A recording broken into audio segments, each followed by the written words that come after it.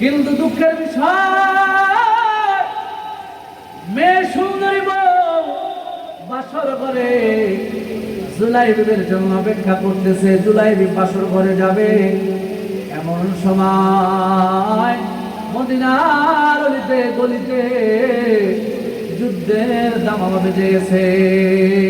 কে আছো কোথায়? কই নবীর সাহাবীরা কোথায়? রাসূল জিহাদের ময়দানে যাইতেছে। কই রাসূলের সাহাবীরা কোথায়? তাড়াতাড়ি আসো, জিহাদের ময়দানে যাওয়া লাগবে, জিহাদের ময়দানে যাওয়া লাগবে। রাসূলের সাহাবীরা কোথায়? তাড়াতাড়ি আসো। এই সংবাদ শুনি না জুলাইবি বাসর ঘর থেকে বের হইয়া রওনা করছে জিহাদের ময়দানে যাওয়ার জন্য। চিন্তা করেন ঈমান কাকে বলে? চিন্তা করে যে জুলাইবি জিন্দেগিতে কোনোদিন বিবাহ করার কল্পনায় করে নাই, আজকে ওই জুলাইবির ঘরের ভিতরে বাসর ঘরে সুন্দরী রূপসী বউ অপেক্ষা করতেছে। ওই বাসর ঘর না করিয়া জুলাইবি জিহাদের ময়দানে যাওয়ার জন্য ব্যাকুল হয়ে গেছে। শ্বশুর ডাইকা বলে, জুলাইবি ও জামাই আমার কোথায় যাও? বলে জিহাদের ময়দানে ডাক আসছে, আমি আর থাকতে পারবো না। জিহাদের ময়দানে ডাক আসছে, আমি আর থাকতে পারবো না। বলে জুলাইবি তুমি না গেলে সমস্যা নাই, অন্য অন্য সাহাবীরা জিহাদের ময়দানে যাবে, তুমি আজকে বাসর রাত, তুমি না গেলে আজকে কোনো সমস্যা নাই, তুমি থাইকা যাও। জুলাইবি বলে, ও শ্বশুর মশাই, আমার রাসূল জিহাদের ময়দানে কাফেরদের বিরুদ্ধে তরবারি নিয়ে জিহাদ করবেন, যুদ্ধ করবেন, আর আমি জুলাইবি সুন্দরী বউ নিয়ে বাসর রাত্রে বাসর করব, এটা জুলাইবির দ্বারা হবে না। ঈমান ভালোবাসা দেখেন, ঈমান আর ভালোবাসা কাকে বলে?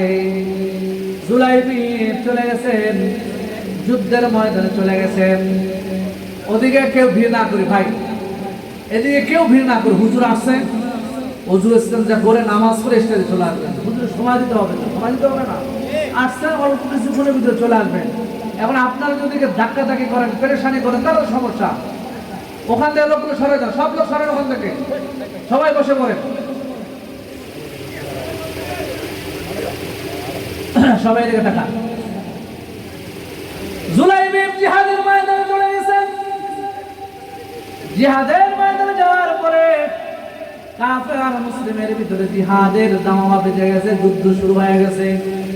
যুদ্ধ করতে করতে করতে করতে এক পর্যায়ে মুসলমানরা বিজয় লাভ করেছে জিহাদের ময়দানে। রাসূল বলতেছেন, ও সাহাবীরা, সব সাহাবীদেরকে খুঁজে খুঁজে বের করো, যারা শহীদ হয়েছে তাদেরকে খুঁজে খুঁজে বের করো, সব সাহাবীদেরকে খুঁজে খুঁজে বের করলেন। রাসূল বলতেছেন, ও সাহাবীরা, সবাইকে কিনে আসছো? বলে, হ্যাঁ ইয়া রাসূলুল্লাহ, সবাইকে নিয়ে আসছে। রাসূল বলতেছেন, আমার সাহাবী জুলাইবিকে দেখতে পাই না, আমার সাহাবী জুলাইবিকে দেখতে পাচ্ছি না। রাসূল নিজে উঠলেন, খুঁজতে বের হইলেন, খুঁজতে খুঁজতে খুঁজতে খুঁজতে দেখেন 7টা কাফেরের দেহের নিচে ছোট্ট জুলাইবির লাশটা পড়ে আছে। কয়টা লাশ? 7টা লাশ। 7টা কাফেরের লাশের দেহের নিচে ছোট্ট জুলাইবির লাশটা পড়ে আছে। মানে জুলাইবি 7 জন কাফের হত্যা করে নিজে শাহাদাত বরণ করেছে। চিন্তা করেন, যে জুলাইবি জিন্দেগিতে কোনদিন বিবাহ করার চিন্তা করে না, আজকে ওই জুলাইবি সুন্দরী বউকে ঘরে রাইখা জিহাদের ময়দানে আইসা 7 জন কাফেরকে জাহান্নামে পাঠাইয়া নিজে শহীদ হয়ে গেছে। রাসূল কাফেরের লাশগুলো সরাইয়া জুলাইবির লাশের সামনে বইসা পড়লেন। জুলাই বিবের লাশটা টাইরা জুলাই বিবের মাথাটা টান দিয়া রাসূল উরুর মাঝখানে বুকের মাঝখানে বুক এবং উরুর মাঝখানে জুলাই বিবের মাথাটা উঠাইলেন। উঠাইয়া জুলাই বিবের দিকে তাকাই রাসূল চোখের পানিগুলো ছেড়ে দিয়েছে। ও সাহাবীরা দেখো, যে জুলাই বিবি জিন্দগিতে বিবাহ করার স্বপ্ন দেখলাই, আজকে ওই জুলাই বিবি গোত্রের সর্দারের মেয়েকে, সুন্দরী মেয়েকে বিবাহ কইরা স্ত্রীকে বাসর করে রাইখা জুলাই বিবি জিহাদের ময়দানে আইসা শহীদ হয়ে গেছে। জুলাই বিবির মাথাটাকে মাঝখানে রাইখা পয়গম্বর আরবি সাল্লাল্লাহু আলাইহি ওয়াসাল্লাম আসমানের দিকে তাকায়া বলতেছে, ইয়া আল্লাহ আনতা মিন্নি ওয়া আনা মিনকা, আনতা মিন্নি ওয়া আনা মিনকা, ওয়াল্লাহ এ জুলাই বিবি আমার থেকে, আমিও জুলাই বিবি থেকে, ও আল্লাহ আমি জুলাই বিবি থেকে, জুলাই বিবি আমার থেকে, আল্লাহ আমি জুলাই বিবির উপরে খুশি, তুমিও জুলাই বিবির উপরে খুশি হয়ে যাও।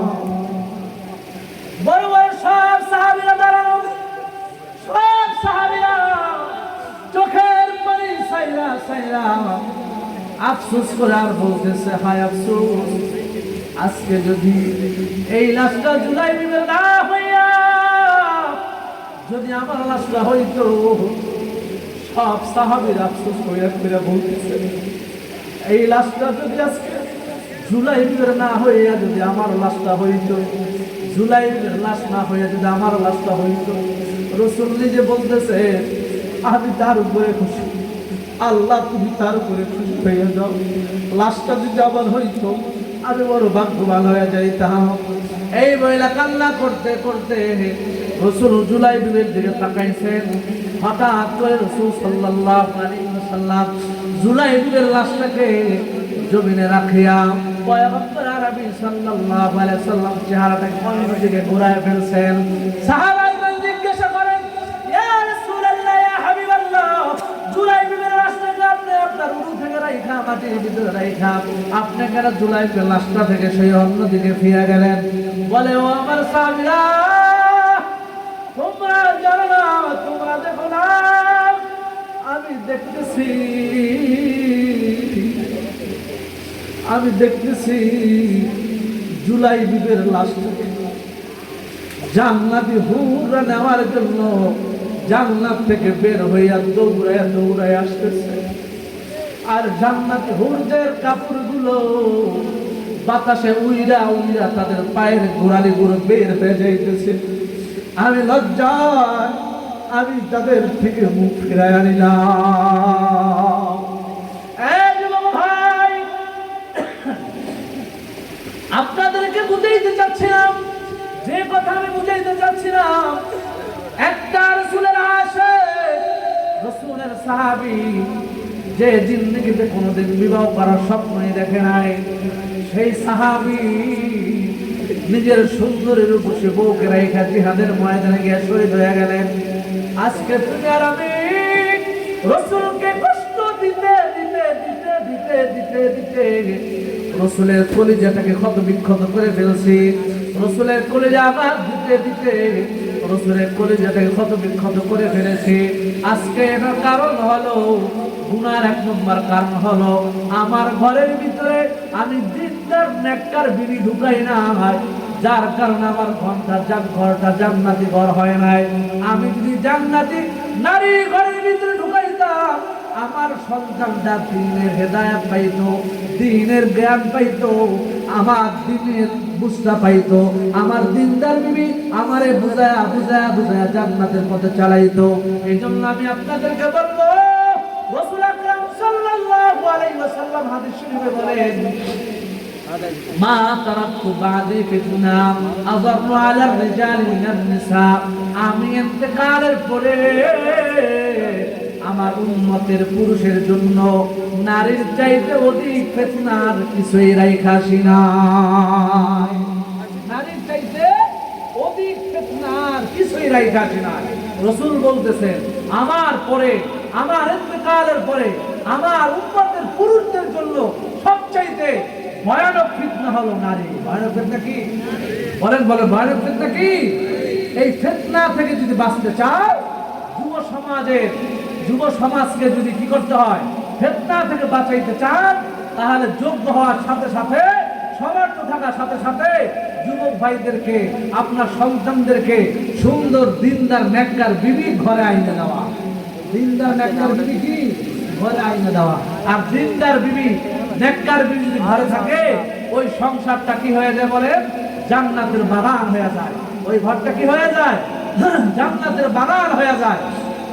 এই জন্য আমরা তো চিন্তাও করি না, টেনশনও করি না।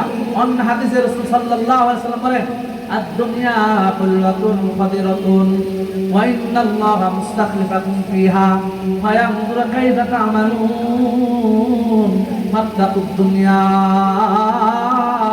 ওয়াত্তাকুন নিসা ইল্লা আওয়ালা ফিতনাতা বানি ইসরাঈল কানাত ফিন নিসা। দুনিয়াটা হলো মধুময় সবুজ সমরহে ঘেরা। দুনিয়াটা কিসে ঘেরা? মধুময় সবুজ সমরহে ঘেরা। ওয়া ইন্নাল্লাহা মুস্তাখলিফাকুম ফিহা ফায়ানজুরু কাইফা তা'মালুন।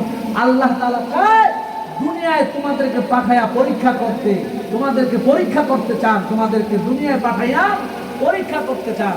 আর রাসূল বলতেছেন